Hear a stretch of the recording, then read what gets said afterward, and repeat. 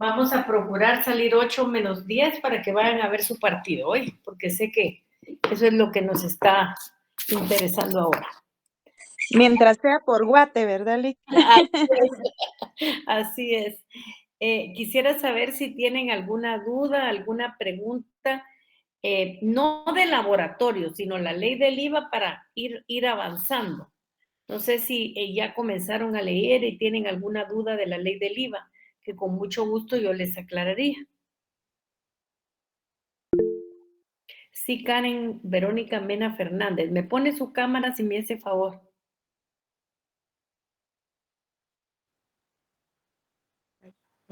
No sé si me logra ver. Ahí la miro perfecto, no tenga pena, mucho gusto. Mucho gusto, licenciada. Con una consulta, no sé si podría explicar el débito fiscal y el crédito fiscal. Es que yo lo leí, pero realmente a mí no me quedó muy claro cuál es la diferencia entre ambos. Ahí hay esa es una pregunta de laboratorio. Y ahí precisamente hay un par de letras que es lo que los diferencia. Digamos, si usted mira qué es crédito, dice que es la suma cargada al contribuyente. Dice, suma cargada al contribuyente. ¿A qué se está refiriendo eso? Usted va a un lugar, compra y le dan una factura. Ese es su débito. Pero ¿cuándo es el crédito? Cuando es cargado por el contribuyente. Quiere decir que la factura la extiende usted. Y lógicamente usted está prestando el servicio. Esa es la diferencia, esa palabrita. Porque si usted se da cuenta en la ley que son los artículos 14 y 15 de la ley del IVA, esa palabra es la diferencia. Permítame. Vamos a ver, 14 y 15. Vamos a comenzar primero. Vamos a comenzar con débito. Dice, es la suma del impuesto cargado por el contribuyente por las operaciones afectas realizadas en un periodo impositivo. Y luego crédito dice, es la suma cargadas al contribuyente. En una da usted la factura y en la otra usted compra. Esa es la diferencia. Ya entendí. Sí, es que como casi que suena lo mismo. Pero mira, esa es la palabra, al y por. Ya hoy sí ya me quedó claro, licenciada. Gusto es saludarla. No sé si tienen alguna otra llamada, alguna pregunta. Bueno, entonces vamos a continuar nuestras clases y yo sí les pediría, por favor, lean la ley porque esta ley no es tan sencilla. Esta ley necesita, lógicamente, un poquito de estudio. Entonces, por favor, ahorita le di ingreso a Darling Contreras. Le pido que ingrese la siguiente semana con el correo que inscribió en la facultad. Yo ahorita le di otro porque usted está entrando con otro, por eso no entra automático. Entonces le pediría que tome en cuenta eso. ¿Alguna duda, alguna pregunta más? No. Entonces, hola Willy, ¿qué tal está? Por ahí lo estoy viendo. Entonces, vamos a continuar con nuestra clase. Primeramente, ok, está bien, no hay problema, Darling, no hay ningún problema. Primero, quiero que se vayan como referencia a este artículo que ya lo habíamos visto la clase pasada y es el 18. Ese 18 es el que nos dice qué es sujeto pasivo y nos dice que el sujeto pasivo de la obligación tributaria es el obligado al cumplimiento de la prestación pecuniaria, ya sea en calidad de contribuyente o responsable. O sea, nuestra legislación está permitiendo que sea contribuyente responsable, pero lógicamente no nos explica la ley quién es el contribuyente y quién es el responsable. Bueno, el contribuyente.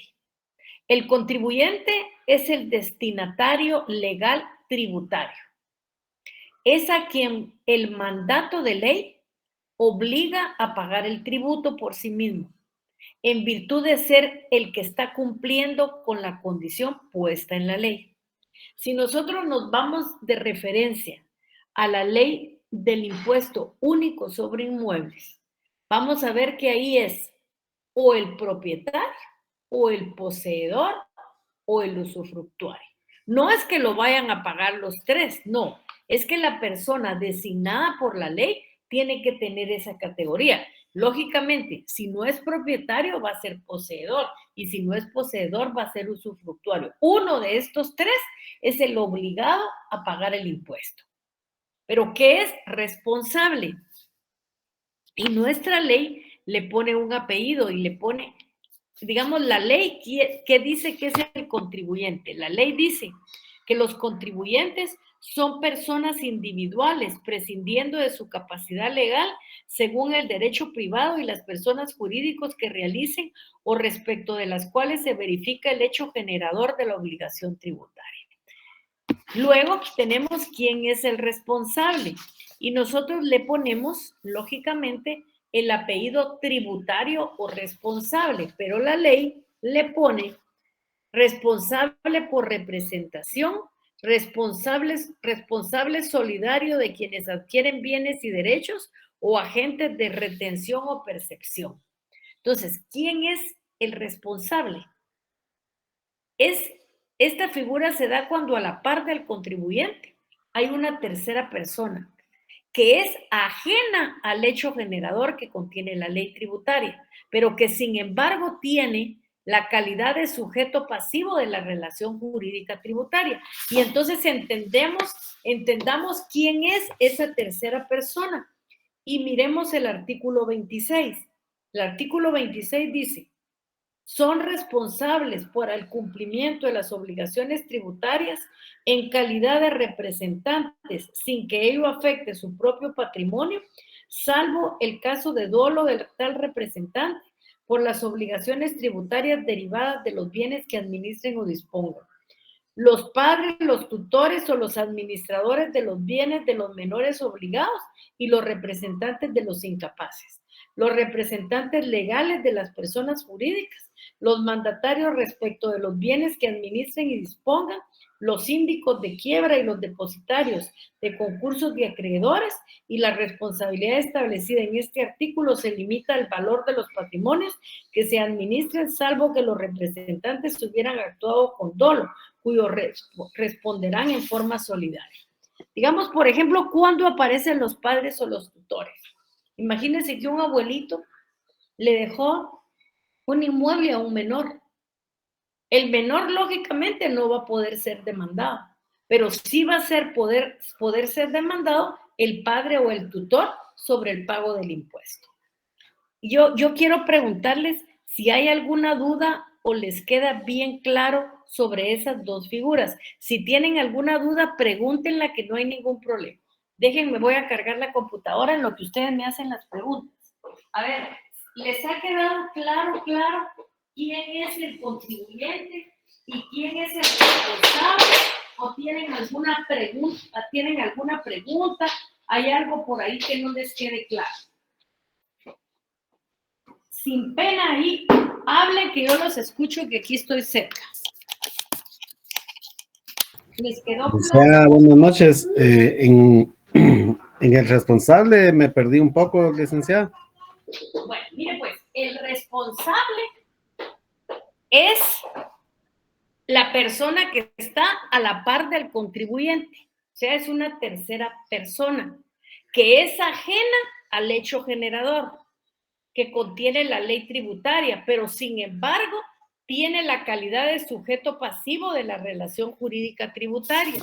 Y les puse el ejemplo de quiénes son los responsables, por ejemplo, por representación. Son los padres, los tutores, los administradores de los bienes de los menores obligados y los representantes de los incapaces, los representantes legales de personas jurídicas, los mandatarios respecto de los bienes que administren y dispongan, los síndicos de quiebra y los depositarios de concursos o acreedores, que hace referencia al artículo 26. También puede ser el agente de retención o de percepción que está contenido en el artículo 28 y 29. No sé si con esto, y les puse el ejemplo, un menor de edad que un abuelo decide dejarle un inmueble. Lógicamente, el menor de edad nunca va a poder ser demandado, pero sí es responsable por representación sus padres. No sé si con eso logro explicarle. Está muy bien, licenciada, gracias. No tengan pena. A ver, aquí alguien más. ¿Tenía otra duda, alguna pregunta? Buenas noches, licenciada. Buenas noches. ¿Será que podría ampliar un poquito lo del agente de retención o de percepción? Sí. No me ha quedado claro. Bueno, mire, pues, ¿quién es? Se llama retención o percepción. Dice que son los responsables en calidad de agentes de retención o de percepción, las personas designadas por la ley que intervienen en actos, contratos u obligaciones. Yo le pongo, y aquí dice, ¿quién es el agente de retención? Son los sujetos que al pagar o acreditar a los contribuyentes cantidades grabadas, están obligados legalmente a retener las mismas, una parte de estas como pago a cuenta de tributo a cargo de dichos contribuyentes. Le pongo, luego dice, agentes de percepción, son personas individuales o jurídicas que por disposición de la ley deben percibir el impuesto y enterarlo al fisco. Le pongo el caso. Usted da en arrendamiento un bien y extiende factura. Usted le lleva a la empresa, que puede ser la zapatería Pombín, usted le lleva la factura. La persona que está en la empresa le tiene que hacer a usted una retención y usted deja una parte del impuesto en la empresa. ¿Y qué tiene que hacer esta persona? Digamos, llevarla a las cajas del Estado. Ese es un agente de retención. Ahora de percepción. Póngase usted, por ejemplo, usted es asalariado. De conformidad con la ley, usted tiene que pagar impuestos sobre la renta. A usted le hacen un cálculo que usted tiene que pagar 1,200 quetzales todos los meses. Ese dinero se lo quitan de su sueldo y usted mira en la boleta que le descontaron 1,200 del impuesto. Pues esa persona está obligada a trasladarlo a la administración tributaria. Esas son esas figuras. No sé si con eso logro que me entienda. Y gracias por la aclaración, Lic. Gracias. No hay ningún problema. ¿Alguna otra pregunta? Bueno, entonces, sigamos con nuestro contribuyente. Luego ya vimos al responsable. Aquí también dice quién es el responsable. Es aquella persona que sin ser obligada de conformidad con la ley a pagar los tributos por acuerdo de voluntad, por disposición de la ley, resulta asumiendo la obligación de pagar los impuestos. ¿Quiénes pueden ser? El mandatario, el tutor, el albacea, el administrador de la mortual, el representante de incapaces o representante de personas jurídicas. O sea, es la persona que está a la par del contribuyente, que sin ser la persona que la ley designa, por responsabilidad, por ser responsable en representación, está obligado. Por ejemplo, aquí también pueden estar los representantes legales de las personas jurídicas, los gerentes regularmente. Y aquí ponemos un ejemplo y le ponemos que Juan López va por 5 años a estudiar a Australia y lógicamente deja bienes en Guatemala. Él llega a un arreglo con Carlos Pérez para que él pague los impuestos. En ese momentito, este señor Pérez, ¿en qué se convierte? En un responsable tributario. La ley puede obligar a las personas que administren o dispongan de los bienes de los contribuyentes, las participen por sus funciones, por su oficio, por su profesión, en la formalización de los actos. Operaciones siempre y cuando sean considerados como hecho imponibles. Y todos aquellos designados como agentes de retención o de percepción. Aquí dice retención o recaudación porque así le llaman en algunos países. Nosotros le llamamos agentes de retención y percepción. Y aquí en el artículo 28 están definidos cada uno de estas personas. Les pido por favor que lean. Ya lo leyeron, ya hicieron los laboratorios y ya lo comprendieron. Que tengan bien claro del artículo 25 al 30, porque ahí es donde habla de los responsables en materia tributaria. En la doctrina aparece otra persona, que es el sustituto, pero dentro de nuestra normativa legal no la tenemos. Esta figura del sustituto es una figura doctrinaria. ¿Quién es el sustituto?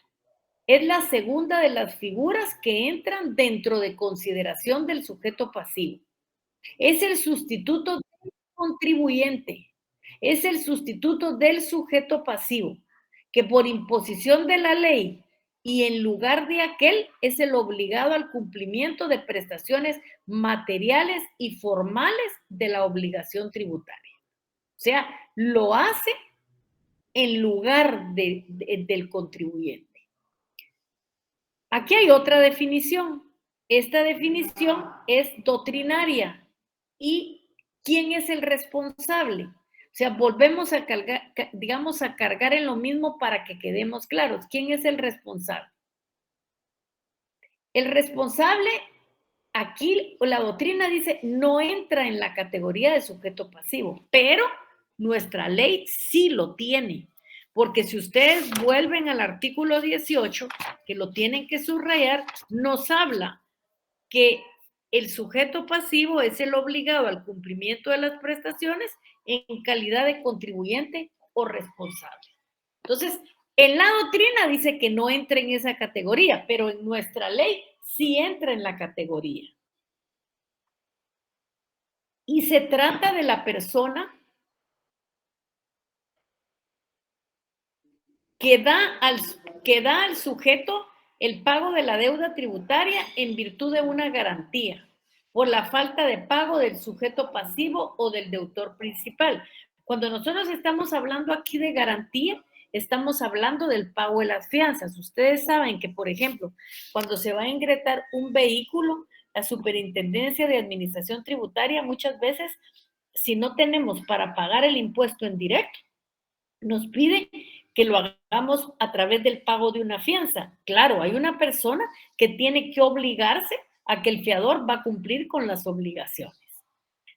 Obligación tributaria. Y aquí al respecto yo quiero decirles que en la doctrina se discutió mucho si relación jurídica tributaria y obligación tributaria eran lo mismo o eran cosas diferentes. Ya hoy por hoy, la doctrina, lógicamente ya acepta que es la misma cosa. Al principio pensaron que eran dos figuras diferentes, pero a estas alturas ya se habla que son la misma cosa. Si nosotros miramos una definición doctrinaria de qué es obligación, miren lo que dice esta. Dice que la obligación tributaria ha sido definida como un vínculo jurídico. Y nosotros vimos que la relación jurídica tributaria es un vínculo jurídico entre los dos sujetos de la relación jurídica tributaria. Pues lógicamente, este vínculo es exactamente lo mismo que relación jurídica tributaria, porque es en virtud del cual el Estado, denominado sujeto activo, exige a un deudor denominado sujeto pasivo el cumplimiento de una prestación pecuniaria excepcionalmente en especie. Si nosotros vamos al artículo 14, dice obligación tributaria y dice, la obligación tributaria constituye un vínculo jurídico de carácter personal entre la administración tributaria y otros entes públicos acreedores del tributo y los sujetos pasivos de ella. tiene por objeto la prestación de un tributo, surge al realizarse el presupuesto de hecho generador previsto en la ley y conserva su carácter personal, a menos que su cumplimiento se asegure mediante una garantía real o fiduciaria sobre determinado bien o con privilegios especiales. ¿Dudas, preguntas? Si no hay ninguna duda, vamos a hablar del elemento cuantitativo.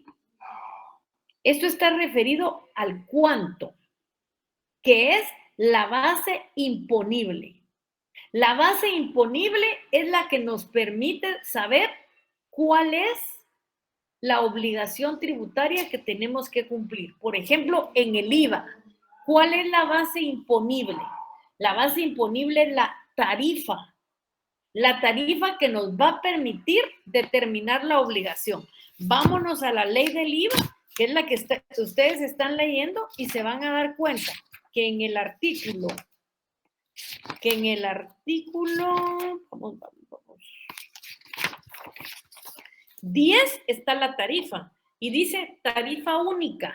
Los contribuyentes afectos pagan el 12%, aunque aquí dentro de la ley los pequeños contribuyentes, que son otra manera de contribuyentes, tienen una tarifa del 5%, pero aquí la única que tiene la ley es la del 12% porque así la establece. Aquí vamos a ver qué es hecho generador o hecho imponible. Nuestra legislación llama hecho generador y el hecho generador en la ley del IVA es extensa. Son 5 situaciones por las cuales se genera el impuesto. Está la venta o permuta de bienes muebles o de derechos reales constituidos sobre ellos, la prestación de servicios en el territorio nacional, las importaciones, el arrendamiento, y ahí hay un montón de situaciones. Nos habla la primera venta o permuta de bienes inmuebles. Y aparece la donación entre vivos.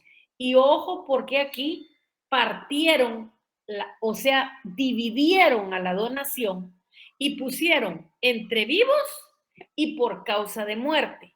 La entre vivos paga IVA y la por causa de muerte, ¿qué pagará? ¿Quién me dice ahí qué pagará? ¿Qué pagará la donación por causa de muerte? ¿Qué creen ustedes?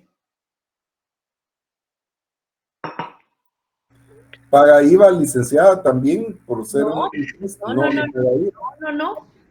Dice, la donación entre vivos paga IVA. Por causa de muerte, ¿qué pagará? Licenciada, ¿será el impuesto de herencias, legados y donaciones? Así es, eso es lo que paga. Por eso les digo que dividió la donación. Antes la donación en general estaba en la ley del impuesto único de herencias, legados y donaciones, pero con la modificación del IVA la partieron y la entre vivos paga, y el IVA paga el 12%. Lógicamente no es lo mismo una donación que una compraventa. ¿Cuál es la diferencia de la donación y la compraventa? A ver, notarios que ya recibieron varios cursos. Así bien sencilla, díganme cuál es la diferencia. Que no es onerosa, licenciada. Exactamente, no hay un precio. En cambio, en la compraventa sí hay un precio. Ahí en la donación se estima el valor, porque es prácticamente un regalo, está donando. Entonces se va a lo que etimológicamente significa la palabra de donación. Entonces, ojo, si alguna persona llega a su notaría y le dice, a mí me donaron, pero la persona se murió, se van a pagar herencias, legados y donaciones. Y si la donación es entre vivos, y lógicamente se donan bienes muebles o inmuebles, entonces, ¿de qué estamos hablando? Estamos hablando de la ley del IVA. ¿Les quedó claro? ¿Tienen alguna duda? Entonces, lógicamente, el hecho generador o imponible es la hipótesis legal condicionante tributaria. Es el hecho hipotético descrito en la ley tributaria con una descripción que permite conocer con certeza situaciones en el momento de realizarse y que dan surgimiento a la obligación tributaria. Y ahí nos vemos, por ejemplo, la venta o permuta de bienes muebles. Ahí el hecho es hipotético. Ahí no dice que Juan Pérez va a hacer una venta o permuta. Pero eso es lo que nosotros tenemos por hecho generador. Y lógicamente también tenemos dentro de la ley una definición de hecho generador. A ver, ayúdenme porque pareciera que ustedes no han leído la ley. A ver, ¿dónde encontramos el hecho generador? A ver, ¿dónde encontramos el hecho generador? En el artículo 3.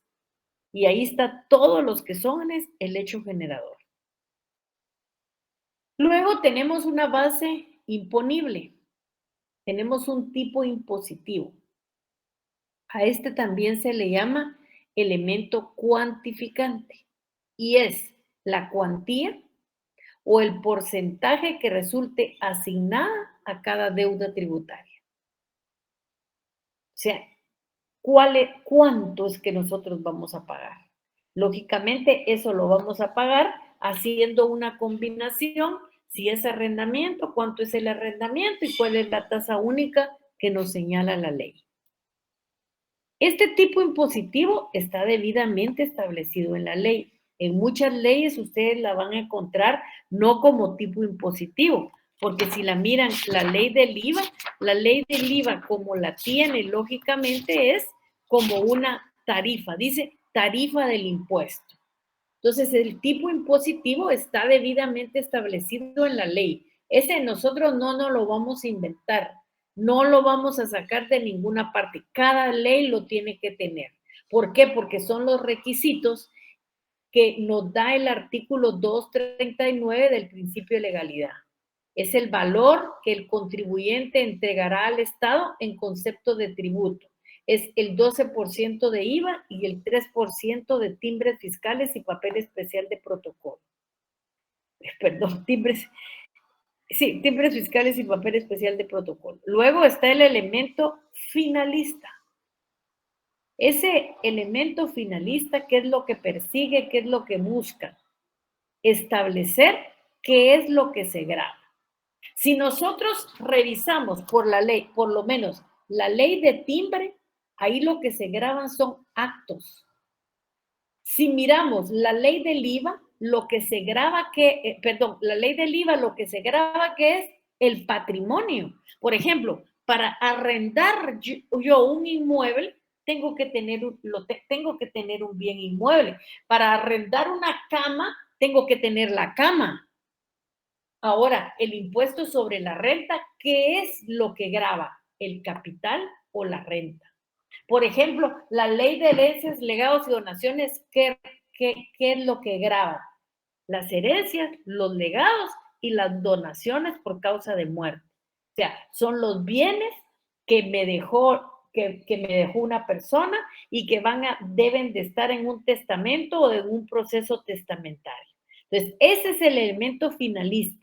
Lo que busca establecer es qué es lo que se persigue grabar. Y aquí tenemos claridad. En la ley del timbre, ¿qué es lo que se persigue grabar? El acto. En la ley del IVA, el patrimonio. En la ley del impuesto sobre la renta, su capital o su renta. ¿Cuál es el objeto impositivo? Aquí tenemos que saber claro que los impuestos en general tienen una finalidad. Esa finalidad tiene un carácter económico. ¿Por qué? Porque lleva implícito en su fin obtener la percepción de recursos en dinero por parte del sujeto activo de la relación jurídica tributaria para satisfacer sus necesidades financieras y políticas. Entonces, repitamos esto. El objeto impositivo está en que los impuestos en general tienen una finalidad que es de carácter económico, porque lleva implícito que su fin es obtener la percepción de recursos en dinero por parte del sujeto activo de la relación jurídica tributaria, para satisfacer sus necesidades financieras y políticas. Base impositiva es la cantidad que resulta de la medición o la valoración del hecho imponible. Debe de existir relación entre la capacidad económica puesta de manifiesto por el sujeto pasivo y la determinación de la base imponible. Sirve para determinar la obligación fiscal o tributaria. Y aquí es importante hacer énfasis en lo que dice Raúl Rodríguez Lobato. Raúl Rodríguez Lobato dice: la determinación de la obligación fiscal consiste en aquí está contratación, pero es en concretar la realización del hecho imponible. No es contratación, es constatación. Vamos a componer aquí. Constatación o comprobación, sería o comprobación de la realización del hecho imponible o la existencia del hecho generador y la precisión de la deuda en cantidad líquida y exigible. Eso es poder determinar la obligación fiscal. O sea, poder determinar cuánto voy a pagar yo de impuesto. Tenemos que ver en primer lugar si se realizó el hecho imponible. Tenemos que ver la existencia del hecho generador y la precisión de la deuda en cantidad líquida y exigible. Ahora miremos qué es hecho impositivo o hecho generador. Nosotros lo llamamos hecho generador o hecho impositivo y así está en la ley. Hay autores que dicen que el hecho imponible es el presupuesto de hecho, es el soporte fáctico. Hecho generador o causa es la descripción legal, hipotética de derecho que se amolda a lo contenido en la ley tributaria. Si nosotros miramos en esta ley del IVA el hecho generador, la descripción hipotética es la venta o permuta de bienes muebles o de derechos reales constituidos en ellos. La prestación de servicios en el territorio nacional, las importaciones, el arrendamiento de bienes muebles o inmuebles. O sea, la descripción está en la ley y la descripción es hipotética porque puede o no puede tenerla la persona. Lógicamente, si la tiene, va a tener que pagar el impuesto. Por eso es que dice aquí, se amolda a lo contenido en la ley tributaria. Por eso es que nosotros no podemos inventar hecho generador. El hecho generador ya tiene que estar en la ley. Nosotros no podemos estar diciendo esto es, digamos, por ejemplo, el arrendamiento es parecido a la donación. La donación, no, la ley lo tiene que contener. ¿Y por qué la ley lo tiene que contener? Lo tiene que contener, lógicamente, porque es parte de los requisitos del artículo 239 de nuestra Constitución. ¿Qué dice Héctor Villegas? Héctor Villegas, cuando nos habla de hecho imponible, dice, lo define como el presupuesto legal hipotético y condicionante, cuya configuración fáctica en determinado tiempo y lugar con respecto a una persona da pie a que el Estado pretenda un tributo. La doctora Vizcaíno nos habla y nos habla muy parecido a lo que nos habla Héctor Villegas, pero ella mete lo que son las exenciones y los beneficios tributarios. Y dice, ella dice que el hecho generador o la obligación, o el hecho generador es la hipótesis legal condicionante, dice, que al acaecer en la realidad genera la obligación tributaria. en la medida en que no se haya configurado hipótesis legales neutralizantes.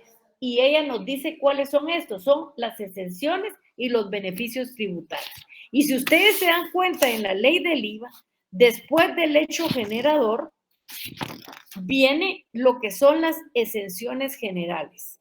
Viene que las exenciones generales y habla que cuando las importaciones de bienes muebles son efectuadas por cooperativas, por federaciones, por confederaciones de cooperativas legalmente constituidas y registradas, cuando se trata de maquinaria, equipo y otros bienes de capital directa y exclusivamente relacionados con la actividad o servicio de la cooperativa, federación o confederación. El beneficio tributario, ¿dónde se da? Yo les dije que nosotros teníamos una ley de la maquila. Y la ley de la maquila premiaba a las personas que vinieran del extranjero y vinieran a poner sus negocios aquí de maquila. Y el beneficio que se les daba es que estaban exonerados de IVA y de impuestos sobre la renta. Eso se hacía con el objeto de incentivar que las empresas fuertes vinieran aquí a producir su maquila. Pero ¿qué pasó? Se quitaron los beneficios tributarios y eso obligó a las maquilas a irse. Se fueron para Nicaragua porque les dio mejores condiciones y se fueron para la República Dominicana. Y nos quedamos sin la ropa de los chinos, sin las maquilas. Pero entonces, miren cómo Catalina Vizcaíno da palabras más, palabras menos, la misma definición de hecho imponible, pero le agrega un elemento y dice, en las últimas líneas y dice, en la medida en que no se haya configurado hipótesis legales y neutralizantes, porque aunque se dé el hecho generador, es limitado. ¿Y por qué es limitado? Porque hay exenciones y beneficios tributarios. Si ustedes se recuerdan, en la ley del impuesto único sobre inmuebles, decía, cuando estaba la tarifa, decía que el inmueble que costara hasta 2,000 quetzales estaba exento. ¿Qué quiere decir? Que aunque usted tenía un bien inmueble, en la realidad, la norma legal decía que estaba exenta de pago por esas circunstancias. La legislación establece una serie de presupuestos de hecho o hipótesis a cuya realización se asocia el nacimiento de la obligación fiscal. Y para eso tenemos el artículo 31. ¿Qué dice el artículo 31? El artículo 31 dice que es donde nos da la definición y dice, hecho generador es el presupuesto establecido por la ley para tipificar el tributo y cuya realización origina el nacimiento de la obligación tributaria. Eso quiere decir que todo hecho generador debe de tener de una manera indispensable ciertos elementos o aspectos. ¿Cuáles son esos? En primer lugar, debe de haber un aspecto material.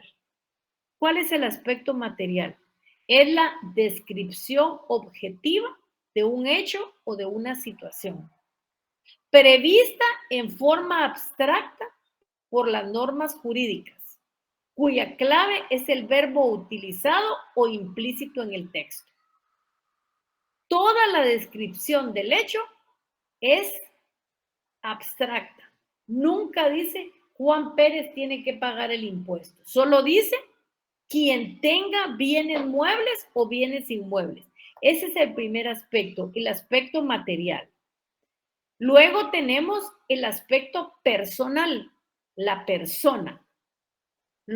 Tenemos que tener los datos necesarios para poder individualizar a la persona que debe realizar el hecho o encuadrarse en la situación en que objetivamente fueron descritos. Lógicamente tienen que saber que Juan Pérez, que tiene determinado número de NIT, es propietario de la finca Díaz, folio Díaz, del libro 20, inscrito en el registro de la propiedad. O sea, es individualizar al protagonista del hecho imponible. ¿Y quién es el protagonista del hecho imponible? El que paga el impuesto. Y ese es el aspecto personal.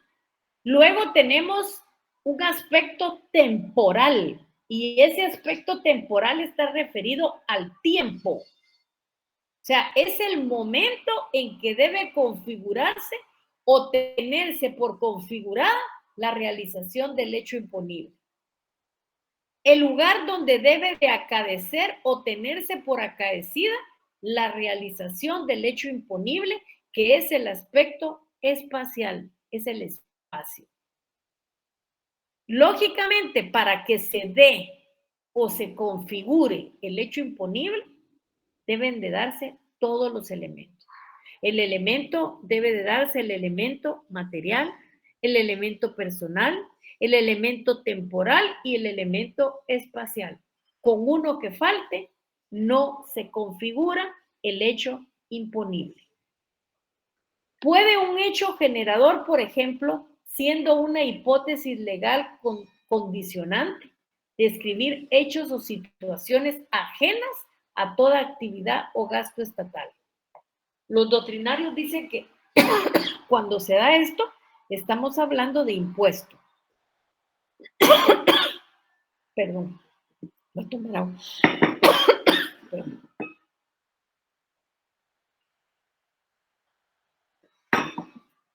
O incluir una vinculación entre el destinatario del tributo y una actividad administrativa o jurisdiccional, que es tasa, o incluir un beneficio derivado de una actividad o gasto del Estado, que está referido lógicamente a las contribuciones especiales.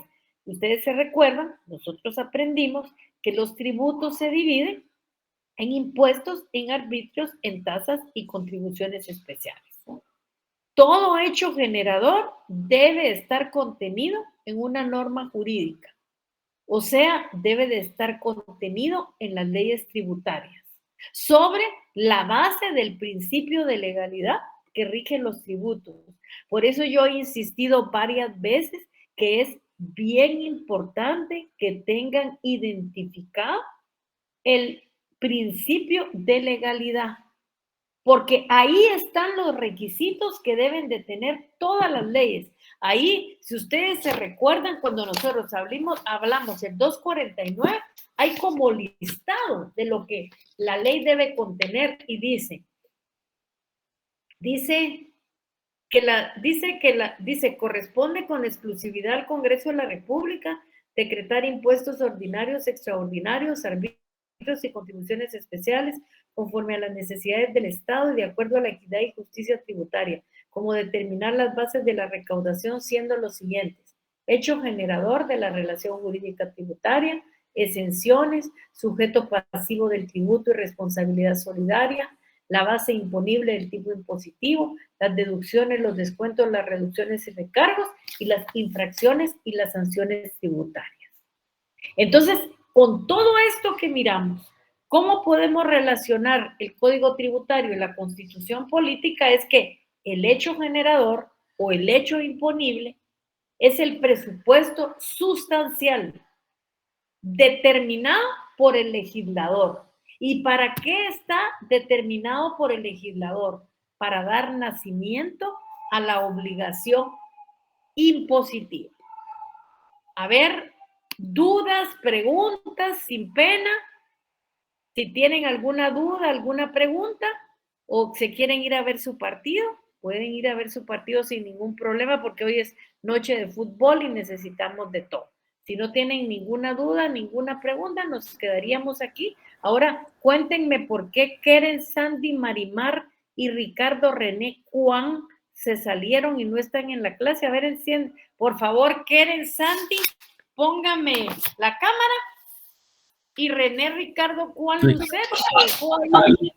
¿Qué tal, licenciada? Sigo aquí ahorita que tengo problemas con la cámara. Ah, ya estuvo. Ok, usted. Y Karen, sí estoy en clase, licenciada. Ya estuvo. Es que me dio armonía. Ahí está, ya es suficiente eso. ¿Tienen alguna pregunta, alguna duda? Quedémonos aquí y continuamos. Noche, licenciada. Buenas noches. Solo les pido un favor. Lean la ley del IVA, si me hacen favor, porque es una ley que presenta un grado de dificultad. Y como notarios es bien importante, no para un examen, porque el examen ustedes saben que lo pueden superar, pero estas son leyes que ya tienen que ir sabiendo que les va a servir para el ejercicio notarial. Si ustedes deciden el ejercicio liberal de la profesión, ese va a ser su machete toditos los días. Pasen feliz noche y buen partido. Que Dios los bendiga. Feliz noche. Gracias.